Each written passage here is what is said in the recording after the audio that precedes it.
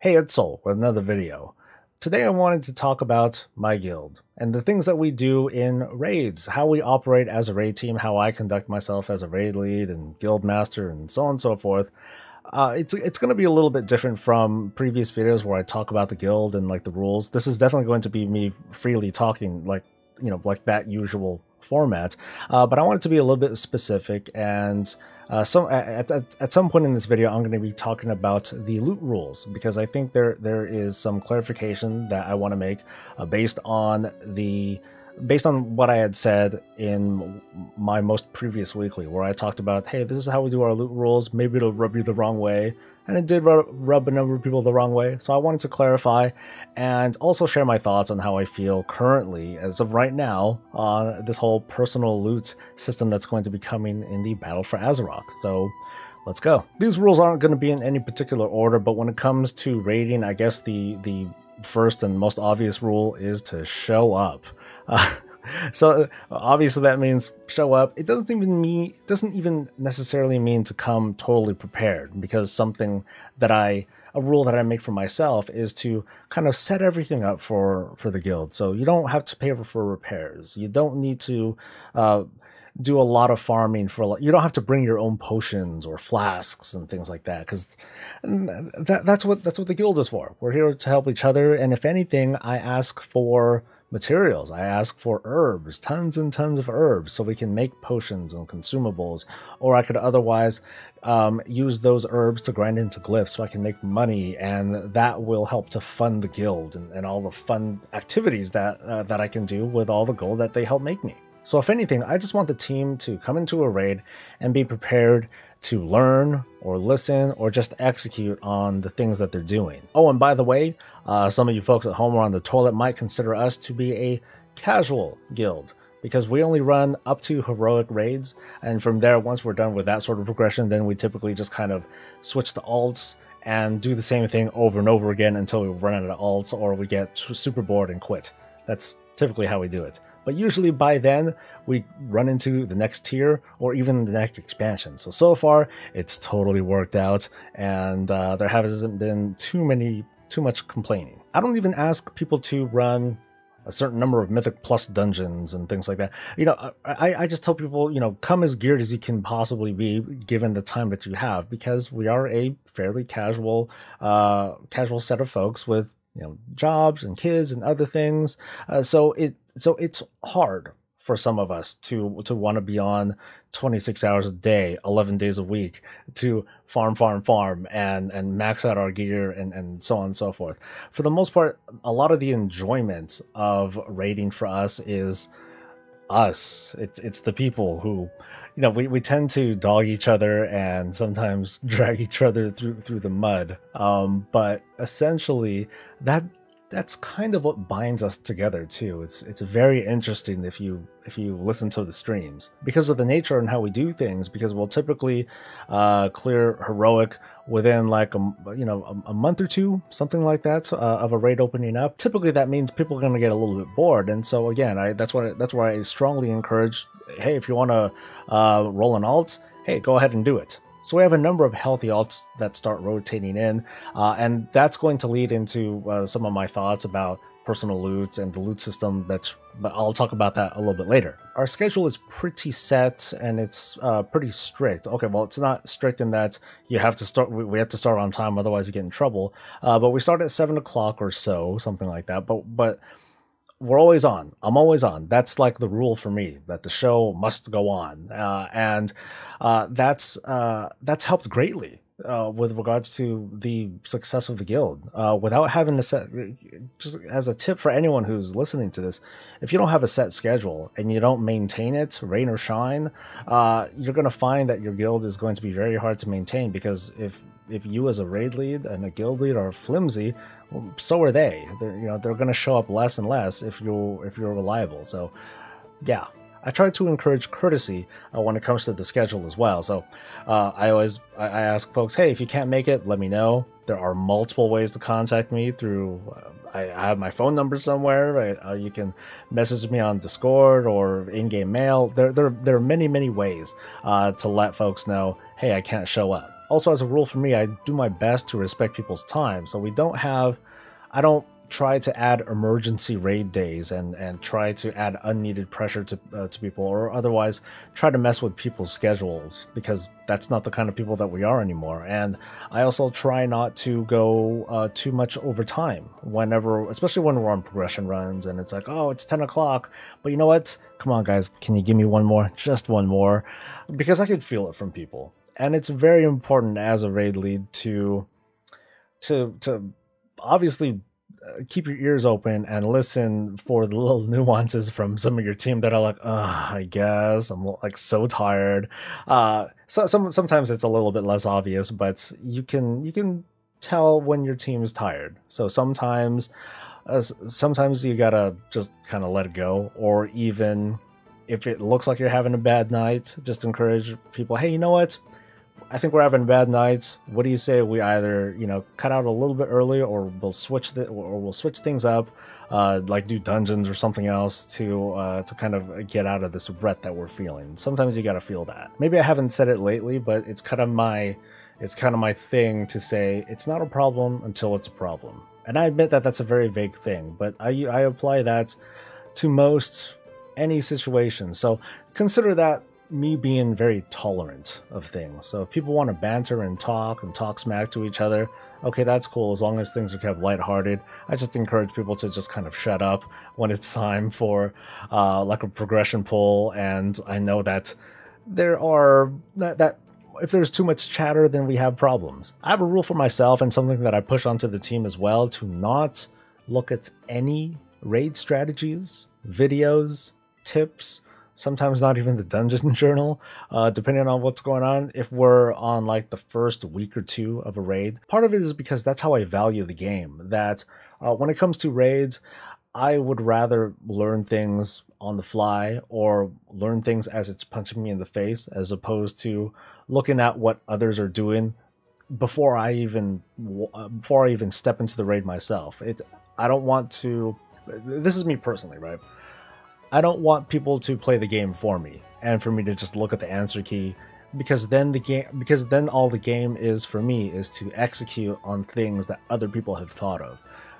To me, part of the game is figuring it out for myself, and especially figuring out how to do it with the group that I have, with the varying skill levels that we have, the different class comp and makeup that we have. To hear something like, well, such and such in this video recommends that you have this sort of comp and this sort of item level, and here's how you do the fight. That's cool when it comes to, okay, I don't know what it's cool when it comes to, because that's just not the way that I like to play. And thankfully, I have a team of people that feel the same way, for the most part. Unless they're like hiding it from me, then they're fooling me. Oh well. Alright, so I'll talk about loot rules very quickly, because, well, this is going to be deprecated in the battle for Azeroth. Group loot, master loot, that's going to go away, and it's going to be personal loot to the hilt. So the way that we do loot rules in my guild, we have two kinds of loot rules. One is when we're doing progression. The other is when we're on alts, or post progression, I guess. During progression, we don't use personal loot. We don't use master loot, at least not anymore. We use group loot, because it takes a lot of the thinking out of it, and because I don't want to sit there looking at loot, and looking at rolls and running add-ons and all that stuff. It's just so much easier to apply certain social rules when it comes to how you roll. And the system, I'd like to think, is fairly simple. If you need it as an item level upgrade, then boom, you can hit that need button. If it is not, and if it's like a side grade or transmog or something like that, basically, if you don't need it, then don't hit that need button, hit the greed button, and then hope for the best. And that tends to work out. Another big thing is that I encourage people to not be dicks, or what do I say? Don't be an asshole when it comes to loot. So if person A happens to win a piece of gear because it was a 10 item level upgrade, but person B is like, oh darn, can I have that because that's like a 50 item level upgrade for me? I mean, part of me kind of thinks it's like, damn, dude, you came in here with that low of an item level on that particular slot. Geez, but I leave it up to the winner to decide, because they are the winner, and from there it is theirs to give or to not give. And I express that to everyone in the guild. You don't have to give it to that person. They might think you're an asshole, and they might be right, but you don't have to give it to them. More often than not, that winner will pass on that gear, because they understand that we're in progression. We want to increase our throughput as best as possible. All of us tend to all show up, you know, and have a pretty decent attendance. So it's a judgment call on that person. But I think people like that that I give them that sort of bit of empowerment that they can do that, or they don't have to, and they don't have to feel bad about it, because overall, you know, you want it, it's an upgrade, cool. Post progression though, that's where things get only slightly more complicated, because once we're done with progression, people can bring alts, or this is a period where I can, or people can switch their mains, because that's kind of what I do. Like, I try to lock people into their mains throughout an entire tier. But then once progression is done, that's when I open things up and be like, hey, you know, let's find out what kind of roster we're going to have in the next tier. What, you know, what role do you want to play? Is this going to be your main? Are you going to change? Things like that. And for the most part, that process is fairly smooth. But let's get to these post-progression runs where we have a mix of mains and alts. And the general same rule applies, where if you need it for your main, then you can need on it. And if it's not, like, let's say if it's a side grade, or if it's transmog for your main, or if you're on an alt and you super need it, well, too bad.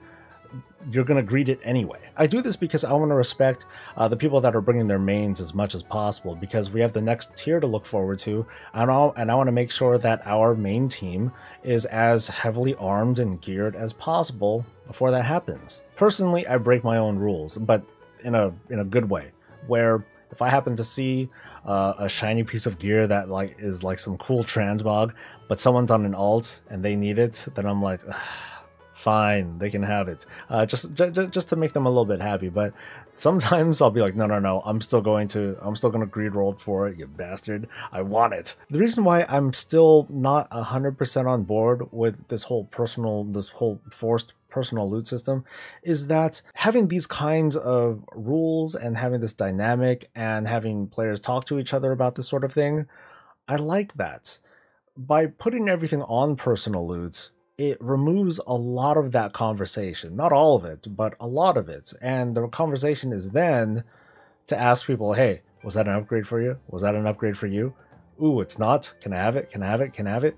And I'm not fond of that feeling. Now, of course, we've been going through with this sort of system for quite some time, with pugs in raids, in like the group finder, as well as LFR, as well as dungeons and mythic dungeons and such. So I totally get that when it comes to guild runs, this is like the last bastion. This is like the last this is like the last corner where this sort of open structure exists, where guilds can choose the way they want to do things.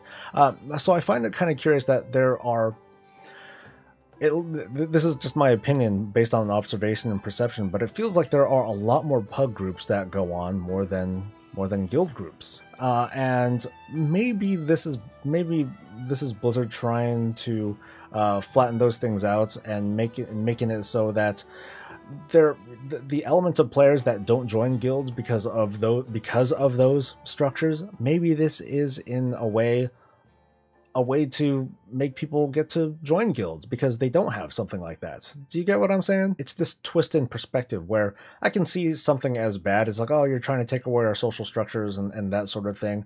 But at the same time, it's kind of in a way telling me, well, these kinds of social structures, they are often criticized as much as they're praised. And this is Blizzard's answer to it, that maybe, you know what, maybe it's time for these things to go.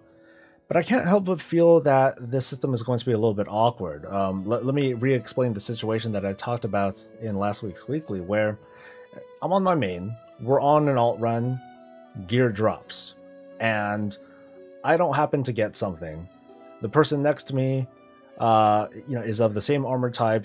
They happen to get a decent piece of gear, And for me, it's like, oh, that's the transmog that I've always wanted. Oh, that's a bummer. But for that person, it happens to be an upgrade for them. And I'm like, oh, there's no way that, you know, they're not able to give it to me because of the whole personal loot restriction. What makes it even worse, though, is if that particular person saw this gear, they're like, oh, wow, it's not that great for me because the secondaries are kind of crap, or the Azeroth traits aren't very good. So they end up like vendoring it or disenchanting it because no one else needs that gear. And so it makes me feel bad because I'm watching gear get wasted. And that's not, it's not a very good feeling. What I need to realize is what had initially happened. I didn't get gear, and I used my bonus roll and I didn't get gear. And that's really how it should stay. I just didn't get that gear. For me to see that that person get the extra piece of gear, that has nothing to do with it anymore, right? Because it's personal loot. The only person I'm rolling with is myself. It's not a situation of that person got gear instead of me. It's just, I didn't get gear. That person got gear. It's hard to make that sort of distinction, but I'm slowly starting to realize and get through that. It's just tough to get used to. And that's what also makes me wonder whether or not the solution, well, if this is even considered a problem. I kind of consider it a problem, so just hear me out. So I'm just gonna kind of run my mouth here. Maybe one thing that Blizzard can do is make it so that, you know, by default, if you get a piece of loot on a personal roll, cool, you get loot. But maybe there can be a toggle that lets you turn that off, so that instead of it being personal loot, it's more like private loot, so no one can see the stuff that you get, because so that way you don't have to worry about anyone like harassing you about, oh man, that person got that piece of gear, and then they inspect you and then they see it's a downgrade and then they start whispering you, be like, hey dude, do you need that, or something like that. It's not, I don't know, it feels like that's a step too far in one direction, where you feel even more disconnected from players. You totally remove that social aspect because no one is seeing what you're getting.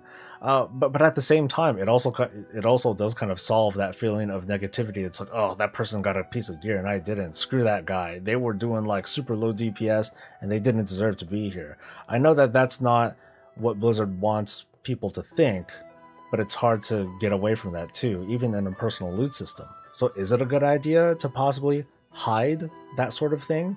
Maybe not so much in guilds, but maybe in like LFR or something. I don't know. But that's pretty much everything that I wanted to share with you today. So I hope that this was somewhat eye-opening, or at least interesting to hear from the perspective of a raid lead and a guild lead that's been doing this for over 10 years now, going through all these different kinds of loot systems and whatnot, and very shortly going to say goodbye to them altogether in favor of this personal loot system that I don't know if it's perfect, but maybe it's going to take an expansion of us as a guild to get through it, to see if it's something that is great for us, and maybe it will be.